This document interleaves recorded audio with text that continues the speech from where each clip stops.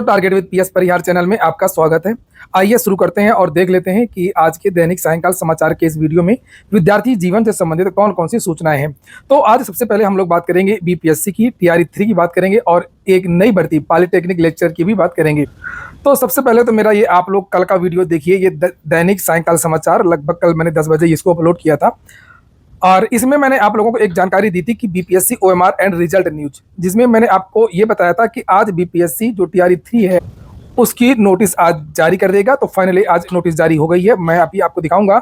मैंने रिजल्ट के बारे में भी बताया था कि बीपीएससी का जो रिजल्ट है वो आप लोगों को 21 अगस्त के आसपास या 21 अगस्त को ही देखने को मिल सकता है। यहाँ पे मैंने 2 सूचनाएं आपको बीपीएससी की। फाइनली बीपीएससी ने अपनी ऑफिशियल वेबसाइट पर टीआरई 3 एग्जाम को लेकर के यहाँ पर ये नोटिस जारी की है। School teacher written objective competitive exam question booklet आप लोग जाकर के देख सकते हैं कि आपने उसमें क्या किया है। 1 to 5 ये देखिए दिया हुआ है। तो एक बार जो सूचना है बीपीएससी टीआरई की फिर से सही निकली है। दूसरी सूचना है पॉलिटेक्निक लेक्चरर नई भर्ती। तो बिहार से नए नए पद ढूंढे जा रहे हैं पदों को भरने के लिए। जैसे कि वहाँ के मुख्यमंत्री ने कहा था कि हम 1 साल के अंदर, यानी कि जब विधानसभा चुनाव होने हैं 2025 में, तो उसके पहले हम 6 लाख और भर्तियाँ करेंगे। उसी क्रम में नए पद सृजित किए गए हैं जिन्हें आप लोग यहाँ पर देख सकते हैं। कैबिनेट ने अप्रूव कर दिया है। 8 तारीख यहाँ पर डेट पड़ी हुई है। विज्ञान प्रावैधिक एवं तकनीकी शिक्षा विभाग, यहाँ पर नीचे लिखा है कि विज्ञान प्रावैधिक तकनीकी शिक्षा विभाग के अंतर्गत 31 राजकीय पॉलिटेक्निक, राजकीय महिला पॉलिटेक्निक संस्थानों में असैनिक अभियंत्रण पाठ्यक्रम के कुल 203 शैक्षणिक पदों के सृजन की स्वीकृति के संबंध में। तो ये पूरा पत्र है जिसमें बहुत सारी जानकारी दी गई है कि किस किस विभाग के कितने पद हैं। किसी विद्यालय के, राजकीय महिला पॉलिटेक्निक विद्यालय में यहाँ पर लिखा हुआ है, देखिए आप लोग, ये 6 पद हैं। राजकीय पॉलिटेक्निक टेक्सटाइल भागलपुर में 6 पद हैं। इस तरीके से यहाँ पर ये पूरी की पूरी लिस्ट है। ये देख सकते हैं आप लोग, यहाँ पर ये पूर्व के सृजित पद हैं और ये सृजन के उपरांत पदों की संख्या है। तो अब आप लोगों को ये भी एक नई भर्ती, बड़ी भर्ती देखने को जल्द मिल सकती है चुनावों के पहले। तो जब बात एक ही हो रही है या पॉलिटेक्निक लेक्चर की हो रही है, तकनीकी भर्तियों की बात हो रही है, तो आपको एक जानकारी और दे दूँ। उत्तर प्रदेश लोक सेवा आयोग की जो भर्ती है एई की, तो इसकी जो भर्ती है उसकी नियमावली में बदलाव हो रहा है। उत्तर प्रदेश लोक सेवा आयोग की बहुत सारी भर्तियों में बदलाव हो रहा है जिसकी वजह से विज्ञापन में देरी हो रही है और इसमें भी अब प्री मेंस और इंटरव्यू वाली जो प्रक्रिया है वो हो सकती है। अब लोक सेवा आयोग ज़्यादातर भर्तियों में 2 परीक्षाएं करवाए। एक तो ये बदलाव, और परीक्षा किस तरीके से होगी इसको लेकर के भी बदलाव किया जाए। तो इसकी वजह से थोड़ा सा देरी हो रही है, लेकिन आप लोगों को इसका जो नोटिफिकेशन है, जो विद्यार्थी काफ़ी परेशान है, तो इसका जो नोटिफिकेशन है वो अगले महीने सितंबर के लास्ट में जारी करने की जानकारी मिल रही है। तो एक की वैकेंसी का जो नोटिफिकेशन है वो सितंबर लास्ट में आपको देखने को मिल जाएगा। हो सकता है कि जो 60 नोटिफिकेशन है इसका वो लोक सेवा आयोग जल्द आपको दे दे। और पदों की संख्या की अगर हम लोग बात करें तो फिलहाल तो अभी जो जानकारी मिल रही है कि 400 के आसपास एक की जो वैकेंसी है 400 साढ़े 400 के आसपास देखने को मिल सकती है विज्ञापन के समय।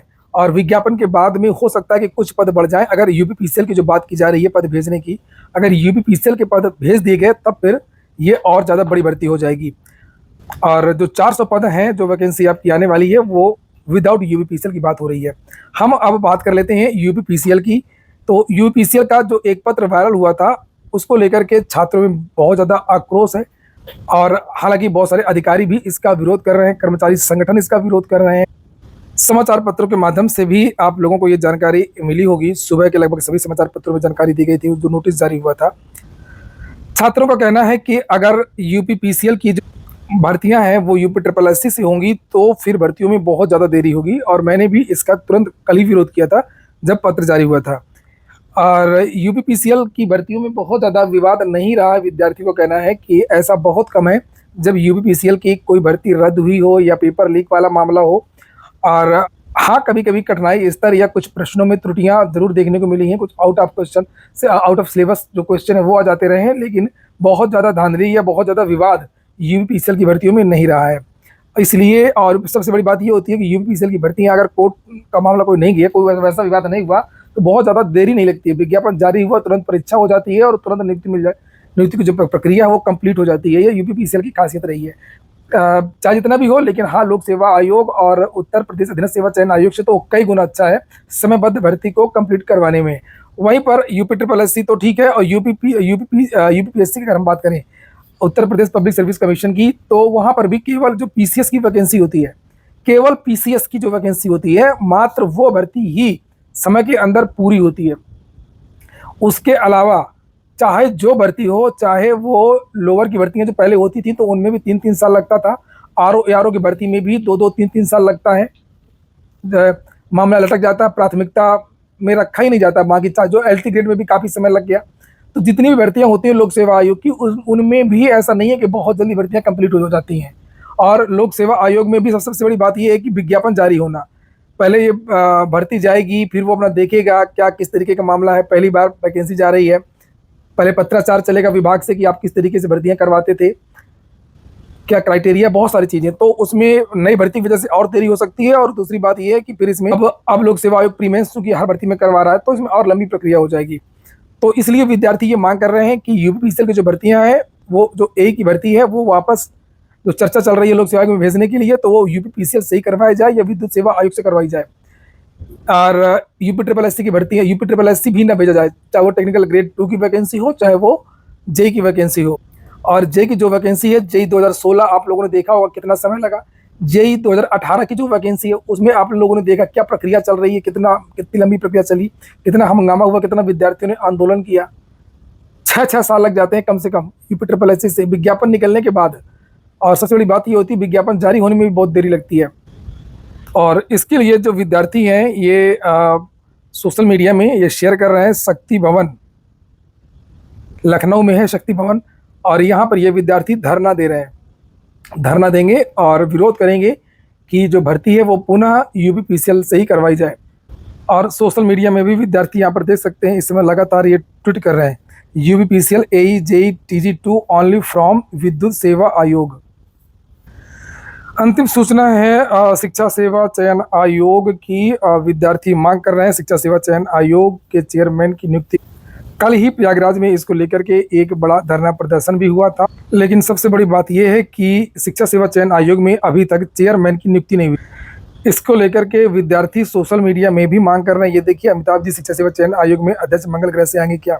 और सबसे ज़्यादा जो कमेंट वो भी विद्यार्थी इसी को लेकर के पूछते हैं। तो जहाँ तक मेरी जानकारी है कि सारी की सारी जो प्रक्रिया पूरी हो गई हैं, अब जो शासन की तरफ से केवल नियुक्ति की घोषणा करनी है। लेकिन शासन को कब फुर्सत मिलती है, कब मुख्य सचिव की तरफ से ये जानकारी दी जाएगी, इसके बारे में कोई भी जानकारी नहीं मिल पा रही। आवेदन काफ़ी ज़्यादा आए थे, लगभग जो जानकारी मिली है कि 100 से ज़्यादा आवेदन आए थे। और सारी स्क्रीनिंग की जो प्रक्रिया वगैरह जो भी होती है, आंतरिक कमेटी इनकी, सारा सब कुछ हो चुका है। उत्तर प्रदेश में छात्रों का जो आक्रोश है वो लगातार बढ़ता जा रहा है। यहाँ पर देखिए विद्यार्थी किस तरीके से कमेंट कर रहे हैं। साथियों, शिक्षा सेवा चयन आयोग के अध्यक्ष को टार से लेकर ढूंढा जाए तो मिल जाएंगे क्या। 6 महीने में अध्यक्ष नियुक्त नहीं कर पा रहे हैं और बातें विश्वगुरु बनने की करते हैं। आखिर शिक्षा सेवा चयन आयोग के अध्यक्ष की नियुक्ति में इतनी देरी क्यों हो रही है। शिक्षा सेवा चयन आयोग का अध्यक्ष शिक्षा सेवा चयन आयोग का अध्यक्ष नहीं बनने दे रहा है। रजत सिंह शिक्षक भर्ती में असमंजस के बादल, सिक्के के 2 पहलू हैं। उसी विभाग में 2 पहलू, शिक्षा मंत्री और शिक्षा सेवा चयन आयोग। और छात्रों ने चेतावनी भी दी है कि 15 अगस्त को अगर कोई समाचार नहीं मिलता तो आयोग का पुनः घेराव होगा। चूंकि शिक्षा सेवा चयन आयोग के जो अधिकारी हैं उनकी तरफ से कहा गया था कि 15 अगस्त तक अध्यक्ष भी आ सकते हैं और जो परीक्षा कैलेंडर है शिक्षा सेवा चयन आयोग का वो जारी कर दिया जाएगा। लेकिन 15 अगस्त आने वाला है और अभी तक परीक्षा कैलेंडर जारी नहीं किया गया है। और परीक्षा कैलेंडर कैसे जारी किया जाएगा बिना चेयरमैन के, तो असंभव है, ऐसा हो ही नहीं सकता। मैंने इसके बारे में भी आपको जानकारी दी थी कि कोई कैलेंडर जारी नहीं हो रहा है। और बस इतनी जानकारी भर केवल मिल रही है कि चेयरमैन की नियुक्ति होनी है और इसी महीने बहुत जल्द, जो बताया जा रहा है, ये मैं नहीं बोल रहा हूँ, जो बताया जा रहा है कि इसी महीने बहुत जल्द चेयरमैन की जो नियुक्ति है वो हो सकती है। Uttar Pradesh police recruitment board की तरफ से ये ट्वीट किया गया है।